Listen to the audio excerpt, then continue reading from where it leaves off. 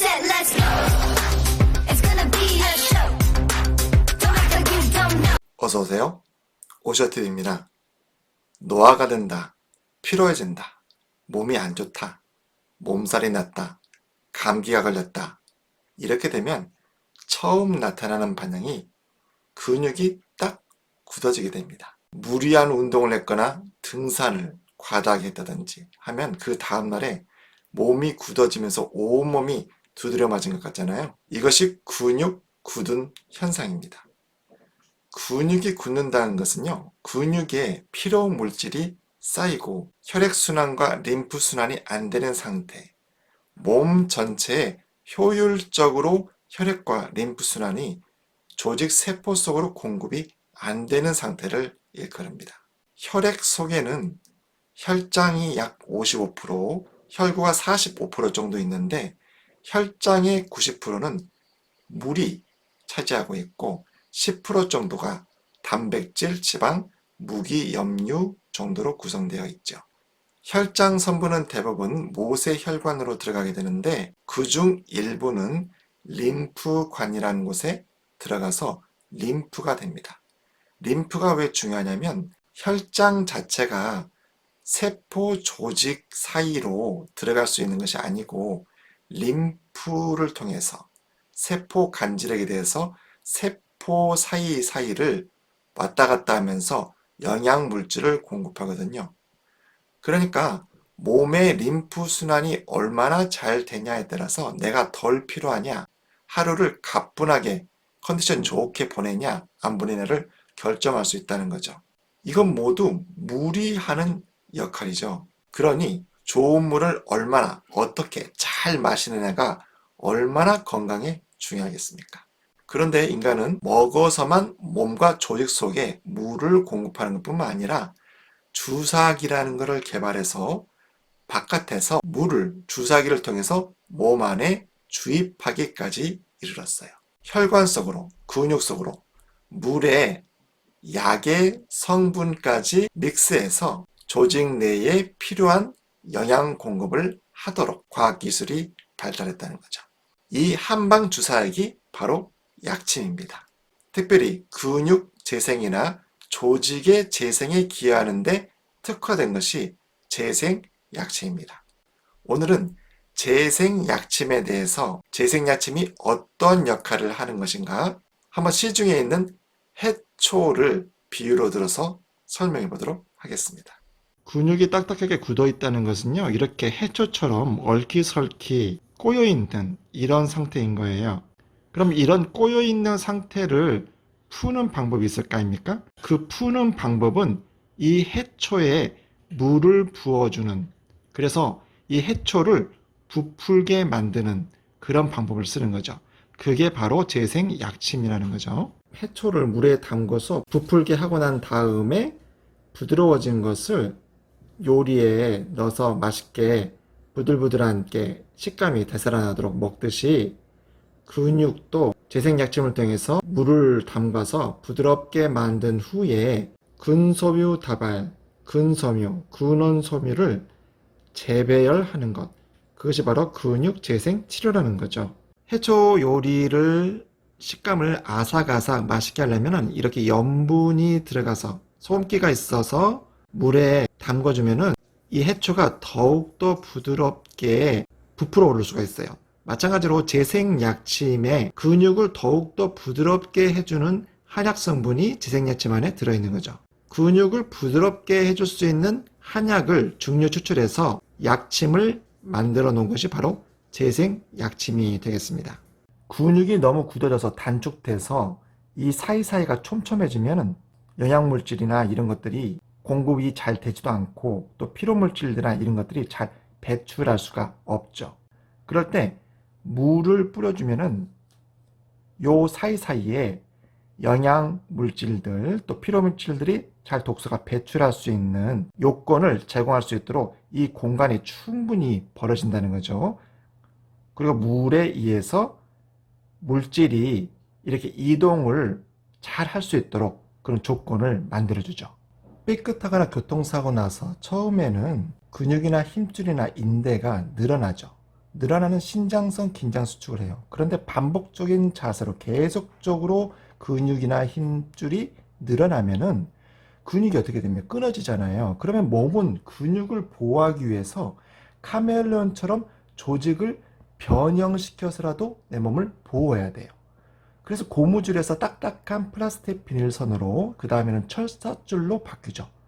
철사줄에 모이면 돌덩이가 되죠. 주변에 목이 딱 돌처럼 굳어진 그런 분들 계시죠. 그런 분들은 목이 안 떨어져야 되니까 최소한의 생명을 지키고 있어야 되잖아요.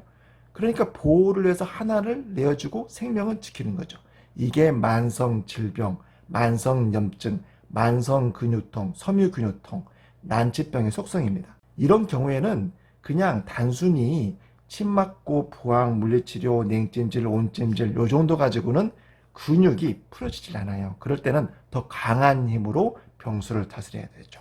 그 방법 중에 하나가 주변 조직에 이렇게 물을 뿌려서 뭉쳐진 근육을 이렇게 부드럽게 얽히설키고 난 거를 부드럽게 만들어서 이 근육 조직 사이에 혈액순환과 림프순환이 잘 돼서 조직 사이로 영양 공급이 잘 돼서 피로물질도 제거되고 독소들이 잘 배출시킬 수 있도록 만드는 요법을 써야 됩니다. 그래서 재생약침으로 이 물에다가 한약 성분, 근육 이완, 부드럽게 근육 조직을 소통시켜주는 이런 성분을 넣어서 근육이 부드러워진 이것을 가지고 여기에 한약을 넣어서 더 부드럽게 또 해독 효소식이나 이런 걸 통해서 대사 효소 반응을 통해서 그 속에 영양 공급이 잘 될 수 있도록 또 교정 운동도 잘 부드럽게 돼서 교정이 잘 될 수 있도록 추나 치료도 효과적으로 될 수 있도록 고착화된 고질적인 만성적인 딱딱히 굳어진 그 진지를 깨는 것이 바로 물을 뿌려주는 재생 약침인 거죠. 목을 숙이는 동작을 반복적으로 했다. 그럼 흉쇄유돌근이 목이 안 떨어지려고 처음에는 늘어났다가 근육 섬유화가 된 조직 변성이 단축되죠.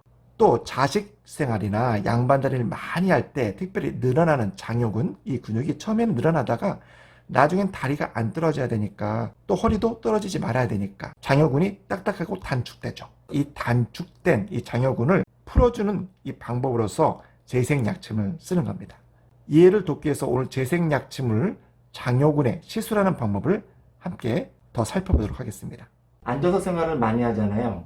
또 양반다리 자세를 많이 하잖아요. 그러면 장요근이라는 근육이 굳어져서 단축되게 되어 있는 경우가 많아요. 장요근이 굉장히 깊이, 성인 같은 경우에 거의 7cm에서 좀 살이, 체중이 좀 있으신 분들은 9cm까지도 깊이 이렇게 들어가야 되는 거거든요. 그렇기 때문에 일반 침으로는 아주 긴 침으로 시술을 해야지 장요근이 자극될 수 있는데, 그러나 침으로도 또 너무 굳어져 있기 때문에 그 부분을 재생이 될 수가 없다는 거죠. 그럴 경우에는 얽히고 설킨 실타래처럼 꼬여진 그 장요근을 풀어주는 방법은 먼저 물 청소해 주듯이 물을 뿌려줘서 그 근육을 부들부들하게 만들어서 꼬여진 실타래를 풀어주는 작업을 하는 겁니다. 그래서 오늘 장요근 주변에 물을 뿌려주는, 그리고 한약 그런 성분이 있어서 기혈 소통을 시켜주는 재생약침을 한번 시술해 보도록 하겠습니다. 먼저 장요근은 장골릉 성상에서 이제 그었을 때 요추의 3번점에서 약간 4cm 정도, 내분장에서 한 0.5cm 이중 부분, 보통 여기 부분이 많이 아프죠. 여기 좀 아프시죠? 이 자리, 이 지점에 장요근 시술을 해보도록 하겠습니다. 보통 주사 바늘이 9cm 정도 넘어가는 긴 바늘을 써서 시술을 해야지만이 장요근에 닿을 수가 있어요. 시술하겠습니다. 뻐근한 느낌이 들어갈 수 있어요. 좀 뻐근하죠? 네. 혹시라도 이 장요근 안쪽에서 혈관을 자칫막을 그을 수 있기 때문에 약간 빼서 혈액이 나오지 않나 그걸 좀 확인한 후에 여기 상태에서 쭉 주변에 밑으로 쭉 뭐가 느낌이 내려갈 수가 있어요. 네. 보통 이 서해부 쪽으로도 밑으로 내려갈 수도 있겠고 엉치나 다리 쪽으로도 재생약침이 시술이 쭉 되면서 방사통이라고 그러죠. 그런 느낌이 든다면 장여근에게 잘 접촉이 돼서 시술이 되고 있는 겁니다. 쭉. 그래서 이 장여근 주변을 충분히 물을 공급해 주셔서 단축돼서 굳어진 것을 가뭄든 땅에 비가 오면은 논밭이 부들부들해지듯이 그리고 부들부들해주는 효과. 그래서 여기에 대고 순환을 해주거나 또 침이나 또 운동을 해서 근육 재배를 같이 도와주는 한약을 먹거나 또 대사 작용에 의해서 어떤 효소식을 공급해서 혈관을 깨끗하게 정화를 해가지고 혈액순환을 주변에 좋게 해서 더욱더 이 근육이 부드럽게 재배될 수 있도록 도와주는 하나의 그런 요법으로서 오늘 재생약침을 한번 실수를 해보았습니다.